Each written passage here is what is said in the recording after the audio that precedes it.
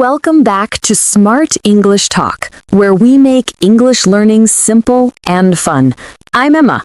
And I'm Liam. It's great to be back with all of you amazing listeners.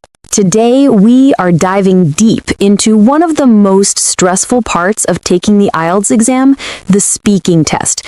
Specifically, we're focusing on how to sound natural, sophisticated, and confident enough to hit that band 7 or even higher. That's right. A lot of students can speak English well, but they don't know how to structure their answers or what kind of high-level language the examiner is actually looking for. Today, we've got 10 model answers for common questions, and we'll break down the key phrases you can steal and use immediately. So stick with us because these tips are pure gold.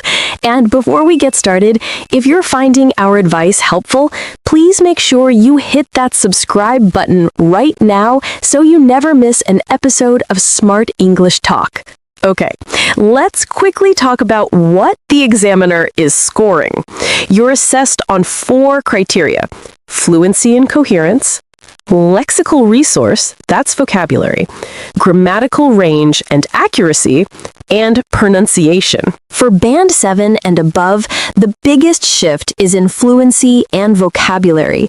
They want to see you speak at length without too much hesitation, and they want to hear you use less common, more flexible vocabulary, words we call collocations and idiomatic language. Exactly. And that's where our 10 key phrases come in. These phrases are like building blocks that help you structure your opinion and give you a moment to think without pausing. Let's jump straight into the question. Do you prefer working alone or in a team? Here's a Band 7 plus answer. To be honest, I lean towards working in a team. While I certainly value the opportunity for deep focus when I work solo, I find that the synergy of a team is far more productive. When you have different perspectives, you tend to reach much more well-rounded solutions. It also helps to alleviate the pressure when you're sharing a difficult workload. Great. Notice how Liam started with, to be honest. That's a super natural, conversational way to introduce your preference, and it immediately helps you sound fluent. It gives you a little buffer, and then we use some great vocabulary, well-rounded, meaning comprehensive or balanced, and the collocation, alleviate the pressure, meaning reduce stress. Try saying that phrase, to be honest, I prefer working in a team out loud. Pay attention to your intonation. It should fall slightly on honest to sound sincere. Moving to part 2. This is where you speak for 2 minutes. A good answer needs linking and structure. Let's use the prompt. Describe a famous person you admire. Remember, you must cover all the points on the card. Here's how you can start.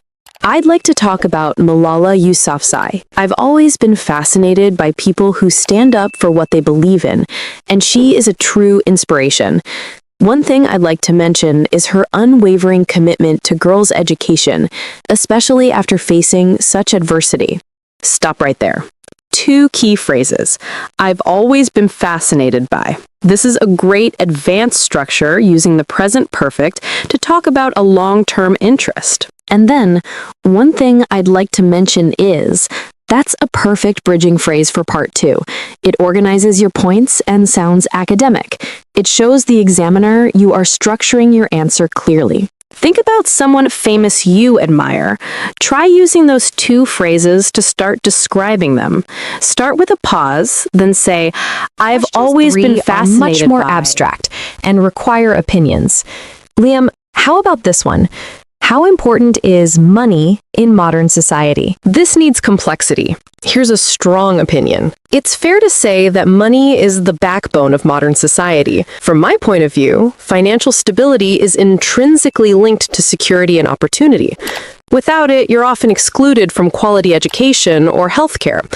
However, the true measure of a society shouldn't just be economic growth. It should also be happiness and social cohesion. Wonderful. It's fair to say that this signals to the examiner that you are making a general accepted observation. It's authoritative. And then, from my point of view, is much better than just saying, I think. It's more formal and shows great control over discourse markers. Plus, we had sophisticated vocabulary like intrinsically linked and social cohesion. Pronunciation tip, practice saying intrinsically. It's a great Band 7+ word. Say it with me, intrinsically. Comparison and contrast questions are very common. Do you think technology helps people connect or disconnect from each other? That's an interesting dilemma. On one hand, technology allows us to maintain robust connections globally. For instance, I can talk to my family on the other side of the world instantly. On the flip side, I think it often leads to a withdrawal from face-to-face interaction, creating what you might call a false sense of intimacy. So it's a bit of a double-edged sword. The phrase "on the flip side" is fantastic. It's an advanced idiomatic way to introduce a contrasting idea, much better than just "but" or "however." And double-edged sword is a brilliant idiom that means something has both benefits and drawbacks. Use idioms like this naturally and accurately, and your score will soar. Try forming a sentence starting with "on the flip side" about your favorite social media app. What's the bad side of it? The examiner often asks you to predict the future. How do you think the typical workplace will change in the next 10 years? You need conditional language here. Well, if I had to choose one major change, it would be the rise of flexible working hours. The pandemic showed us that many jobs don't require us to be in an office from 9 to 5. What really strikes me is the focus on output rather than attendance. This will likely lead to a huge shift in the work-life balance for many professionals. I love the opening.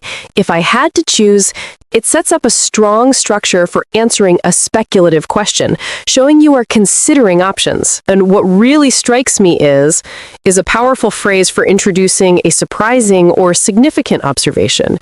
It shows the depth of your analysis. It's much more evocative than simply, "I noticed." Let's quickly return to "for something simple." What did you do last weekend? Even simple questions need impressive language.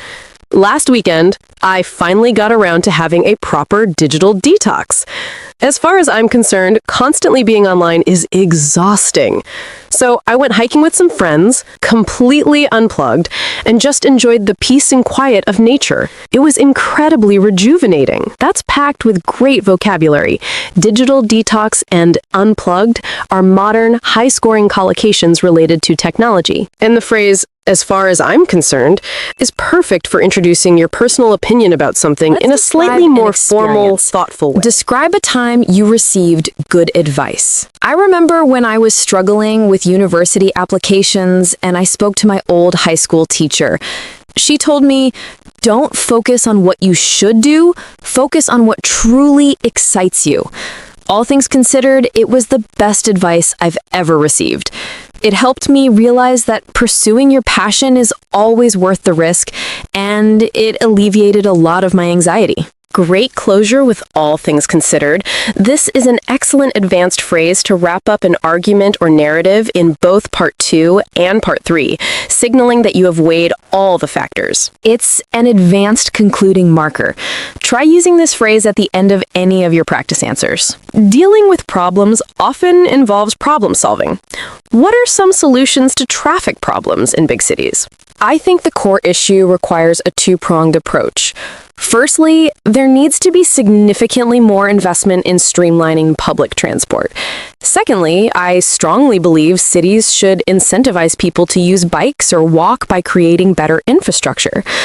If we don't tackle this problem soon, the environmental ramifications will be severe. The phrase "I strongly believed" is a simple but powerful upgrade from "I think." It shows conviction. And using two-pronged approach and environmental ramifications gives you a massive vocabulary boost. A quick part 1 question about travel. What is your favorite mode of transport? If I'm honest, I love taking the train. I must admit, I find driving in the city incredibly stressful. The train allows me to sit back, relax, and maybe even get some reading done. It's generally much more cost-effective and environmentally friendly than flying, too. "I must admit" is a great low-stress phrase that introduces a slightly personal or maybe even unexpected opinion. It sounds very natural. Let's finish with a challenging question. What role do museums play in educating the public? I'd argue they play an indispensable role. If you look closely at the benefits, they offer a tangible, immersive experience that textbooks simply can't replicate. They are essential for fostering an appreciation for history and culture. I would venture to say that every city benefits from having high-quality museums. Excellent use of "if you look closely at."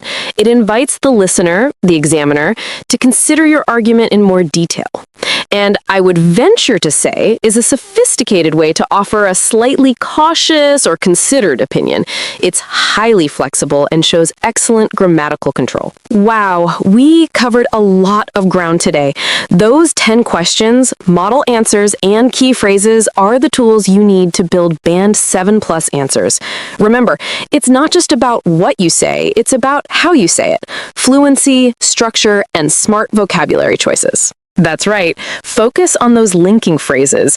To be honest, on the flip side, and all things considered. They keep you speaking and impress the examiner. Now for our comment challenge.